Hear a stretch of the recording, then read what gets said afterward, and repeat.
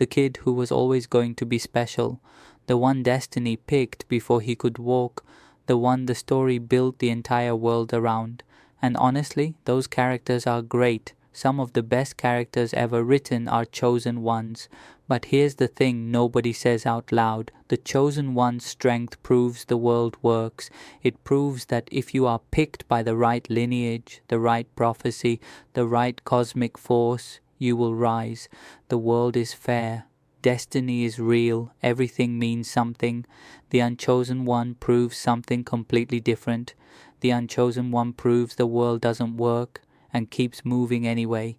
And that is a completely different kind of strength. Not louder, not flashier, but deeper, because the Chosen One survives because the story needed them to. The Unchosen One survives because they decided to. And nobody, not destiny, not biology, not the narrative itself, could stop them. Tanjiro Kamado wakes up one morning and his entire family is gone, slaughtered by Muzan. His sister Nezuko turned into a demon. Everything he had, his warmth, his home, his people, erased overnight. And the show treats this as the wound that will fuel everything that follows. Because underneath that wound is something Tanjiro doesn't know yet. He carries the Hinokami Kagura, a sun-breathing technique passed down through his bloodline for generations. His ancestor Yorichi was the greatest demon slayer who ever lived. The loss is real, the grief is real, but there is a lineage waiting on the other side of it, a destiny that was always going to catch him.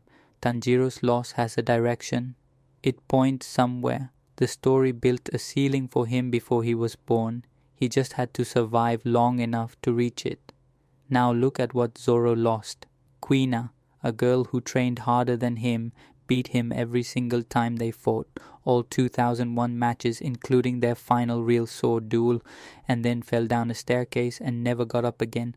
No demon, no villain, no dramatic sacrifice, just gone. And before she disappeared, she made a promise with Zoro that one of them would become the greatest swordsman in the world. She couldn't anymore, so he would. That is the entire foundation of Roronoa Zoro. Not a bloodline, not a prophecy, not a lineage of greatness waiting to be unlocked. A promise to a dead girl who beat him every time they fought. Here is the scene that proves everything. Thriller bark. Zoro makes a deal with Bartholomew Kuma, one of the 7 warlords.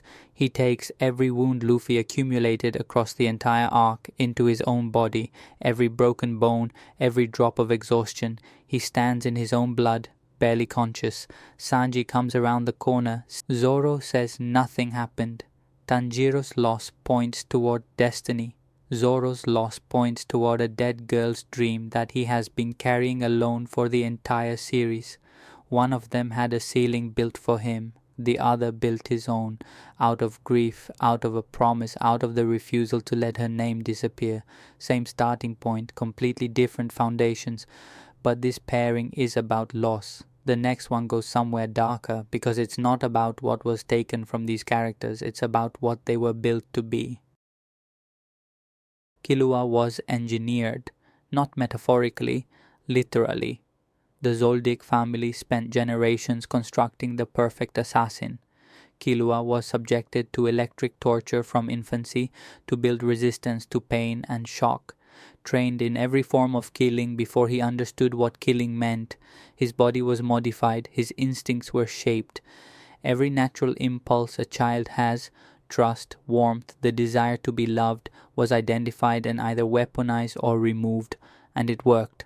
By the time Killua walks into the hunter exam at 12 years old, he is already one of the most dangerous people in the room, not because he trained hard, because he was manufactured to be. The Zoldyck family chose what he would become before he could choose anything himself.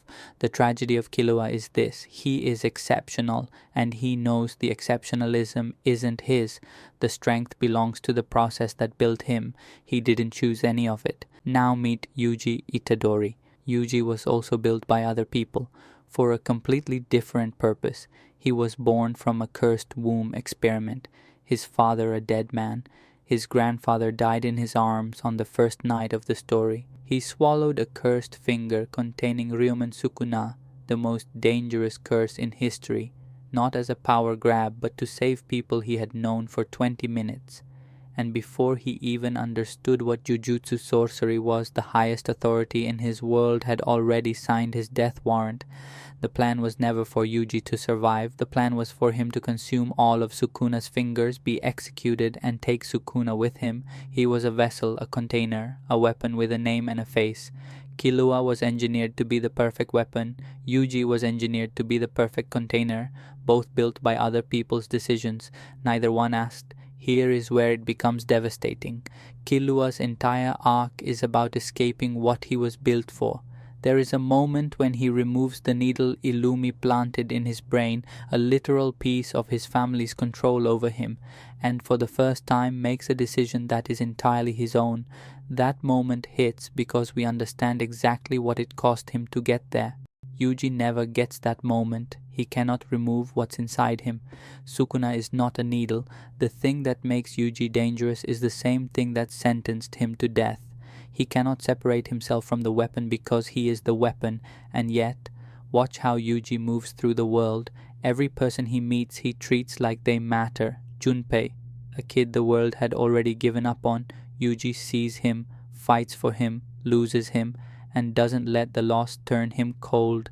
Killua was built to feel nothing and spent his entire arc learning to feel something.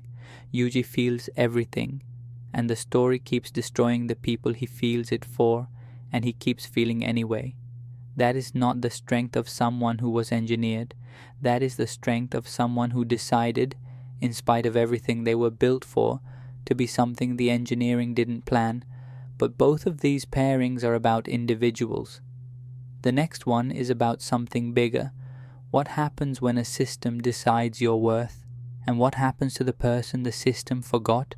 Nagato was chosen before he understood what being chosen meant. Jiraiya found him as a child, a war orphan with Rinnegan eyes that should have been impossible. The Rinnegan is the most powerful dojutsu in the ninja world. It has appeared only a handful of times in all of history. And here it was, sitting in a starving child in a war zone. Jiraiya recognized it immediately. This is the child of prophecy. This is the one who will change the world. And Nagato believed him. He trained, he grew, he built the 6 paths of pain, 6 bodies, 6 abilities, each representing a different aspect of the most powerful chakra system ever created. When he destroyed Konoha, he did it alone. The most protected village in the ninja world, reduced to a crater in minutes. That is what a chosen one looks like at full power. The prophecy was right, the power was real. The destiny delivered exactly what it promised. Now look at what the prophecy forgot. Rock Lee cannot use ninjutsu, cannot use genjutsu. In the world of Naruto, a world built entirely on chakra, where your worth as a shinobi is measured by what you can channel, Lee has nothing. Every expert who evaluated him delivered the same verdict, not with cruelty, just accuracy. The system was not wrong about what he lacked, it was catastrophically wrong about what that meant. The Chunin exams, Lee versus Gaara. I need you to understand what Gaara represents in this moment. This is not just a strong opponent. Gaara has never been touched. His sand armor has never been broken. His entire psychological survival is built on the fact that he is impenetrable because being hurt was the one thing he could not survive. The village weaponized him, turned him into something that cannot feel pain because feeling pain would destroy him. And Rock Lee opens his weights for 30 seconds. 30 seconds. One of the most naturally gifted characters in the series is being completely dismantled by someone the system said had no business being there. No chakra, no bloodline, no prophecy, just a body that refused to accept the verdict. Lee loses. His leg is shattered. His dream is medically over. He wakes up from surgery already planning his comeback. Here's the comparison that cuts deepest. Nagato had the Rinnegan, the most powerful eyes in history, and the pain of the world turned him into someone who wanted to burn it down. Lee had nothing, no chakra, no system, no prophecy, and the pain of the world turned him into someone who got up and kept training. Same world, same pain, two completely opposite answers. The prophecy chose Nagato and he became pain. The prophecy forgot Lee, and Lee became something a prophecy cannot produce, a person whose strength belongs entirely to himself. Griffith is the most chosen character in anime, not just by destiny, though the Behelit chose him, the god hand chose him, the eclipse chose him. But before any of that, people chose him, constantly, compulsively. Everyone who ever met Griffith wanted to give him something. Loyalty, love, their life, their dream. He had a quality almost impossible to write convincingly. The ability to make everyone around him believe that his dream was the most important thing in the world. And the tragedy, the real tragedy, is that he was right. His dream was enormous, his vision was real, the man had the talent, the intelligence, the charisma, and eventually the cosmic power to make it happen. He just couldn't get there without destroying everyone who loved him. The eclipse, the single most catastrophic betrayal in anime history, not because of the scale, though the scale is horrifying, but because of what it reveals about Griffith at the moment of absolute truth, his body broken, his dream seemingly impossible, everything gone. And in that moment, the moment that defines everything, Griffith activated the Behelit. He ascended. He became Femto. The most chosen character in anime at his weakest moment chose his dream over every human being who had ever trusted him. Now meet the least chosen character in anime. Guts was born from a woman who had already been hanged. His mother was executed before he took his first breath. He came into the world underneath a tree in the mud from a corpse, and the first human decision anyone made about him was to leave him there. A mercenary took him in not out of love but superstition.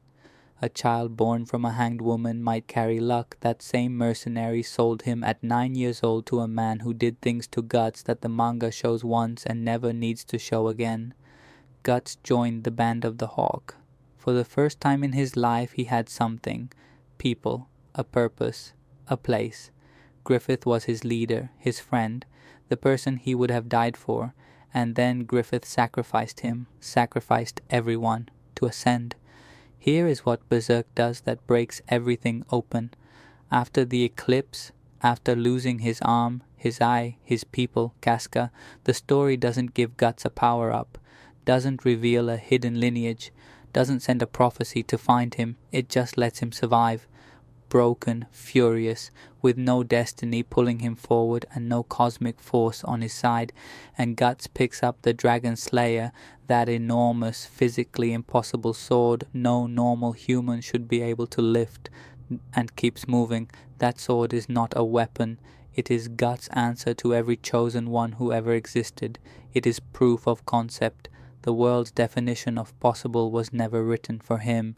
It was written for people like Griffith. Beautiful, destined, cosmically selected. Griffith had everything the universe could give a person, and betrayed every soul who ever loved him the moment the cost became real. Guts had nothing, was born with nothing, was given nothing, was chosen by nobody, and has never once in the entire history of Berserk betrayed the people standing next to him. What I think is actually happening across all four pairings. The Chosen One's strength is load-bearing. It holds up the world, the story built around them. If Tanjiro fails, the lineage was wrong. If Nagato fails, the prophecy was wrong.